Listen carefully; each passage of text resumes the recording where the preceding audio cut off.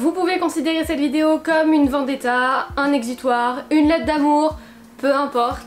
Aujourd'hui, je vais vous dire un petit peu tout ce que j'ai pu apprendre au lycée, et je ne parle pas de cours, je parle bien de leçons de vie et des choses qu'il faudrait peut-être que vous sachiez si vous entrez en seconde, que vous intégrez un nouveau lycée ou tout simplement que vous continuez votre lycée en étant en première ou en terminale. Ce sont des choses que j'aurais aimé savoir avant d'entrer en seconde et avant de changer de lycée, donc je me dis que ça pourra peut-être être utile à certains d'entre vous. Mais comme vous le savez, j'aime pas seulement parler dans mes vidéos, j'aime bien être un petit peu productive et faire autre chose. Du coup on va trier mes cours parce que ma chambre actuellement c'est vraiment le bordel à cause des affaires de lycée qui se mêlent aux nouvelles affaires de la fac. Bref, c'est n'importe quoi, je ne m'y retrouve absolument plus, donc on va faire ça ensemble.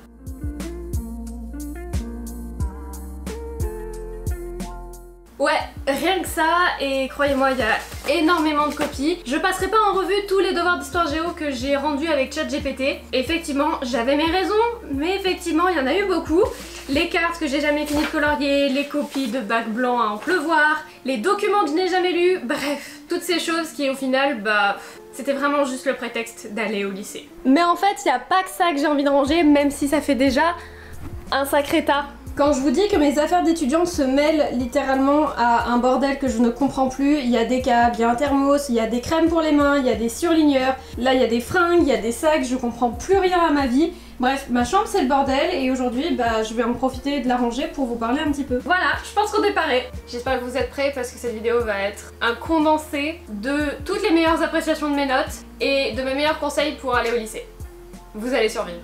Avant toute chose, je tiens à mettre au clair un seul point, c'est que effectivement mes années de lycée ça a clairement pas été les meilleures. J'ai fait face à énormément d'obstacles, d'épreuves, en tout genre, de la rupture amicale à la rupture amoureuse, bref. Vous l'avez vu pendant les vlogs déménagement et encore vous avez eu qu'un tout petit condensé de la réalité. Donc j'avoue que me débarrasser vraiment de toutes ces affaires que j'accumule depuis 3 ans, ça me fait énormément de bien. Ça me permet aussi de justement prendre un nouveau départ avec la fac, ça va totalement être différent, je vais être en alternance. J'ai vraiment bon espoir que ça se passe super bien. Mais du coup on va commencer avec le premier point qui est, vous l'aurez compris, tu vas te prendre des gifs. Là-dedans, j'entends déjà les gifs amicales. Il faut commencer par là parce que je pense que c'est important d'en parler. Tes potes de lycée ne resteront pas tes potes toute ta vie, ou du moins il y a très peu de chance. Bien sûr, là je vais vous parler vraiment de mon expérience et de ce que j'ai pu observer, que ce soit chez moi ou chez mes camarades. Je vais pas seulement me baser sur mon expérience, ce serait un peu biaisé. Mais de ce que j'ai pu voir, les amitiés se forment, se déforment d'une année à l'autre, t'es pas forcément dans la même classe, bref, ça change pas tant du collège à ce niveau-là.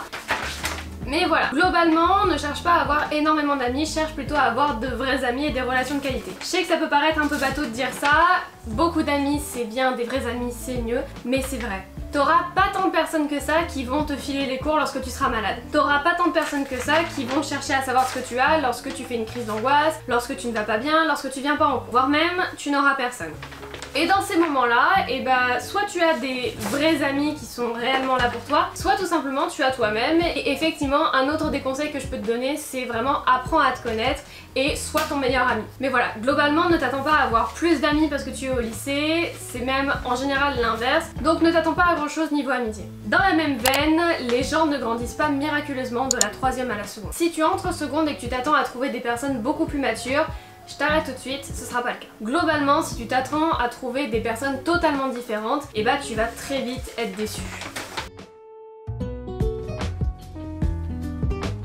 Puisqu'on parlait d'ambiance, sache que l'ambiance de ton bahut va vraiment influencer ta scolarité. Alors pour ça, ça dépend. Soit tu es très extraverti, tu fais beaucoup d'associations, de clubs, etc. S'il y en a dans ton lycée, parce que parfois il n'y en a même pas. Mais voilà, soit tu es vraiment dans la vie du lycée, etc. Et à ce moment-là, l'ambiance va énormément t'impacter. S'il y a des problèmes, etc., tu risques vraiment d'être en première ligne. Soit tu es plus comme moi et tu vas être plus souvent en retrait, tu vas être le moins possible au lycée parce que globalement l'établissement te plaît pas forcément ou quoi que ce soit. Mais sache que même à ce moment-là, l'ambiance globale de ton lycée va vraiment influencer sur ton moral, sur ta scolarité, etc. Quand je vous dis que je m'ennuyais en cours, je déconne pas, je créais même des petits robots. Alors celui-là il s'appelle comment? Il s'appelle Lord Vocabulary. L'administration n'est pas ta copine, pourquoi? Tout simplement parce que il arrive très souvent qu'il y ait des couacs administratifs, un prof qui est pas mis absent, un prof qui est mis absent alors qu'il est là, bref, c'est vraiment toujours un petit peu le bordel. Selon encore une fois l'établissement où tu es, c'est plus ou moins bien géré. Moi j'avoue que mon deuxième établissement était vraiment à chier. Mais dis-toi qu'au moins au lycée c'est moins pire qu'à la fac, et qu'à la fac c'est moins pire que dans la vraie vie, puisqu'après t'as les fiches d'imposition, les machins, les trucs. Bref, c'est juste un avant-goût de ce qui t'attend. C'est un peu déprimant dit comme ça, mais malheureusement c'est vrai. Fais attention à toi, l'administration elle peut être fourbe.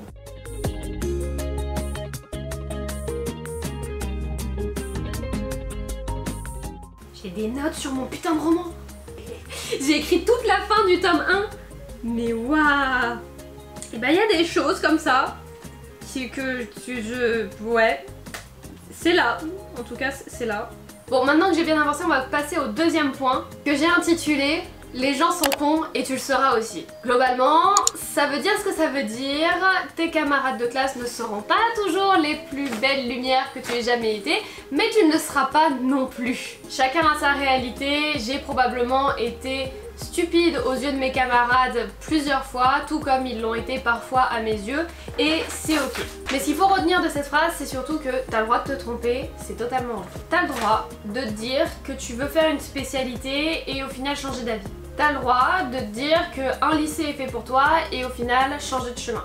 T'as le droit de te dire que tu veux faire un métier et puis changer d'avis. Quand on a 16, 17, 18 ans, c'est très compliqué de savoir vraiment ce qu'on veut et ce qu'on aime. Oh la grosse mouche! T'as le droit vraiment de changer de chemin et je t'encourage même à faire des erreurs, puisque c'est en faisant des erreurs, en prenant des portes, que globalement tu vas réussir à trouver ce qui te correspond le mieux. Perso, il y a des choses que je ferais différemment. Si je devais refaire un lycée, je prendrais pas les mêmes spécialités, j'irais peut-être même pas dans le même établissement. Bref, je ferai vraiment pas tout ce que j'ai fait, mais c'est justement le fait de faire des erreurs qui va te mettre face à tes faiblesses, face à tes angoisses très sûrement, et c'est justement ce qui va te permettre d'apprendre à mieux te connaître. Perso, j'en ai fait des conneries hein, dans mon année de terminale, de première et tout le reste. Je peux vous dire que j'ai vraiment pas été la plus futée très souvent, mais ça m'a permis de me construire et d'être qui je suis aujourd'hui, donc globalement je pense que c'était pas si mal de faire les erreurs que j'ai fait. N'aie pas peur de faire des erreurs, l'échec fait partie de la vie et c'est sûrement ce qui t'instruira le plus, mais apprends à t'écouter. C'est globalement le meilleur conseil que je puisse te donner pour que tu puisses éviter les erreurs qui vont te faire plus de mal que de bien. Est-ce que c'est honteux si je dis que j'ai rendu ça avec l'aide de ChatGPT? Écoutez, au bout d'un moment, quand on me demande un devoir un jour pour le lendemain et qu'il doit faire 3 pages, navré, j'étais un stream ce soir-là, je pouvais pas faire autrement. Donc si vous êtes pas content, et bah je sais pas quoi vous dire. Voilà.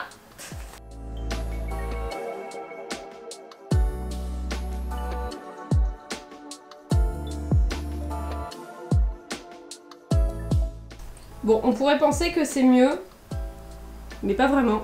Finalement, pourquoi il y a même des tampons qui se baladent? Je comprends pas. Même moi, je ne comprends plus là. Parlons du sujet qui fâche, les notes au lycée. Ce sera ma 3e remarque, mais sache que tes résultats ne veulent rien dire de toi. Avoir des bonnes ou des mauvaises notes, ça ne veut strictement rien dire, que ce soit sur ta valeur personnelle, sur ton intelligence, sur ton QI. Vraiment, ça ne te définit absolument pas. Dites-vous que ça ne veut rien dire. Globalement, j'ai réussi à avoir des bonnes notes quasiment toute ma scolarité, que ce soit au collège ou en terminale. Tout simplement parce que, 1, je m'étais mis un objectif de toujours rester à 17 de moyenne, c'était mon petit kiff, j'aimais bien, ça rendait mes parents fiers, donc pourquoi pas. Et 2, parce que je savais analyser les méthodes de notation de mes professeurs. Il n'y avait pas plus de travail que ça. Et je sais que je suis la personne que l'on déteste parce que je suis celle qui ne bossait pas au lycée. Je bossais pour mes vidéos, je bossais pour faire des formations de montage, bref, vraiment je travaillais à côté, c'est-à-dire que j'ai quand même eu ce truc d'apprendre à faire des efforts et justement à apprendre des nouvelles choses dans lesquelles je galérais un peu plus, mais au lycée, c'était quasiment que au talent. Je sais, ça fait mal à entendre, mais tu peux avoir des très bons élèves qui, tout simplement, savent analyser la méthode de notation d'un prof, qui savent les références qui font plaisir à un autre et qui du coup vont avoir des super bonnes notes. Globalement, ne laisse personne te rabaisser à tes notes, que ce soit tes camarades ou tes professeurs. Et si un jour quelqu'un te traite de débile ou d'attardé parce que tu as 12 de moyenne ou de grosse tête, d'intello parce que tu en as 18, sache que ces personnes ont un réel problème avec l'estime d'eux-mêmes. Les remarques que te fait une personne, ça parle d'elle, pas de toi, et se mettre ça en tête, ça aide vraiment à se détacher de tout le système scolaire et de toute la compétition qu'on a.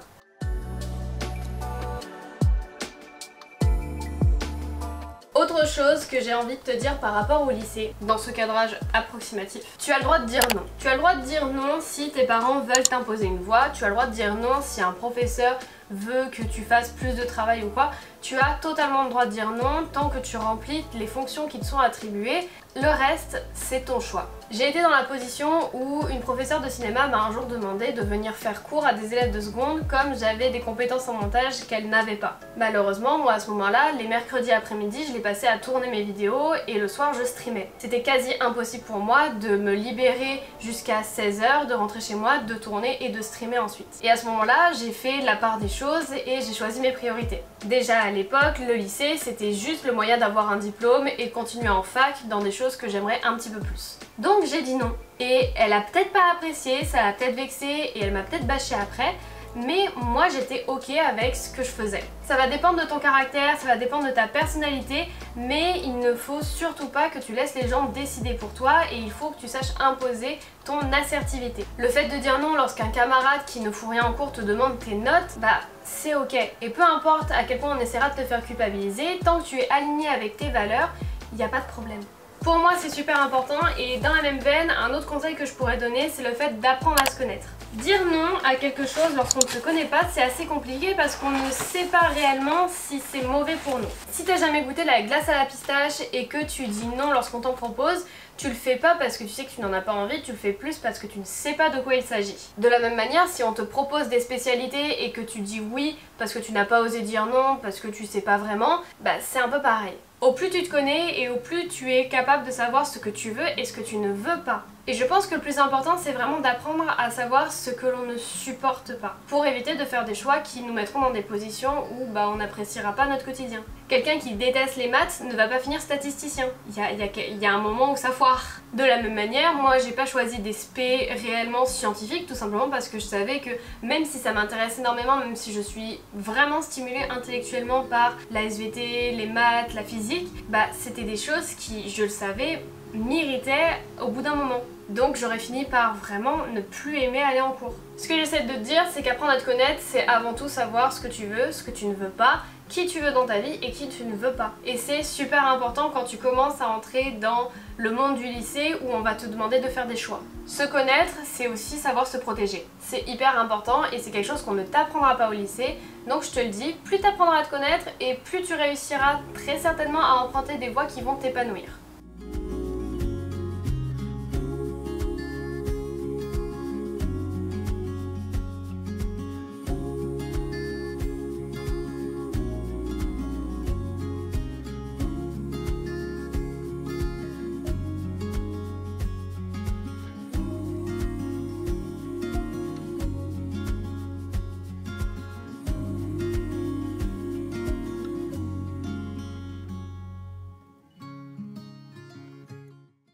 La commode est un peu plus vide donc ça c'est cool, ça va me permettre de ranger un petit peu plus efficacement. Là je commence à en avoir marre, j'ai l'impression de pas avancer, il est midi, j'ai commencé à 10h30. Voilà, là ça commence à être long, je commence en plus à avoir faim donc ça doit pas aider non plus.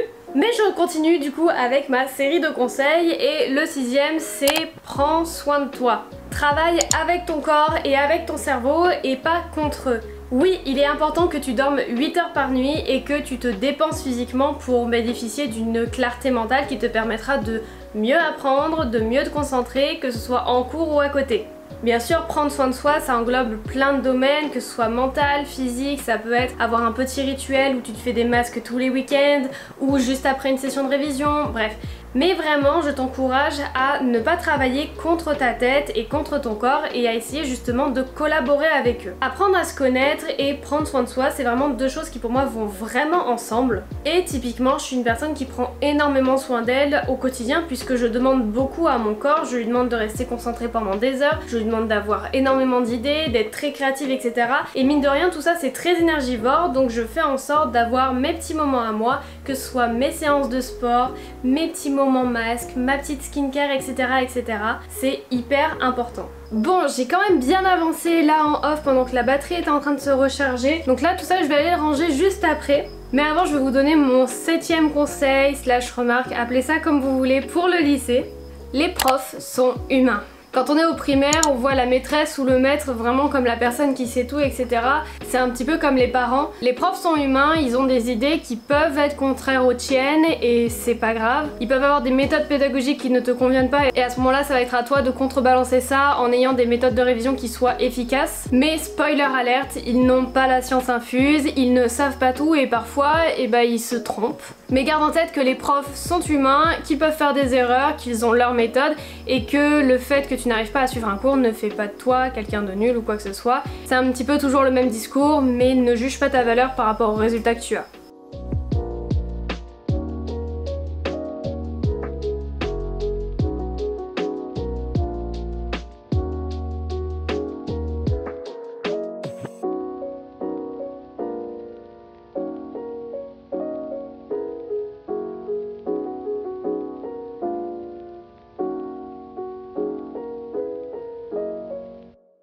Bon, on arrive à la fin de cette vidéo, j'ai pu ranger toutes mes affaires de fac, remplacer mes affaires de lycée, etc.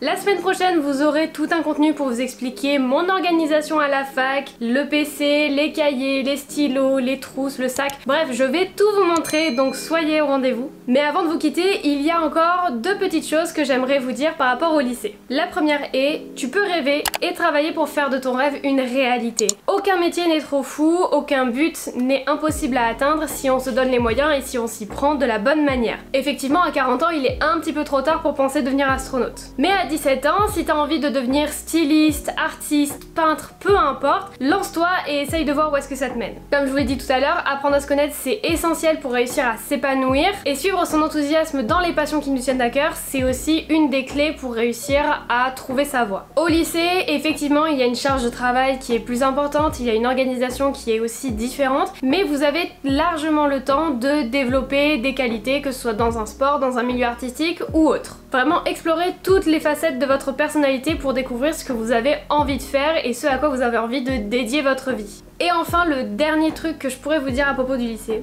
il y a le reste et il y a toi. Ça peut paraître bête comme phrase, mais elle vous invite tout simplement à vous recentrer sur vous-même. Vous allez voir que le cliché des populaires est faux, le cliché des sportifs aussi. Vous allez comprendre au fur et à mesure que le physique, ça a pas tant d'importance que ça. Le tout, c'est de se sentir bien dans le sien. Le plus important là-dedans, c'est encore une fois de rester aligné avec qui vous êtes, avec vos valeurs, avec vos envies, avec vos besoins et de ne pas faire des concessions pour plaire à autrui. Je pense que c'est le meilleur conseil que je pourrais donner parce que j'ai eu tendance à énormément m'oublier pendant ma première et pendant ma terminale. Donc je vous invite à ne pas faire la même erreur et à vraiment rester proche de vous-même. Quand on est lycéen, on se construit et je pense que c'est important que pendant cette phase de construction, on reste quand même très axé sur ce qu'on est en train de bâtir en nous.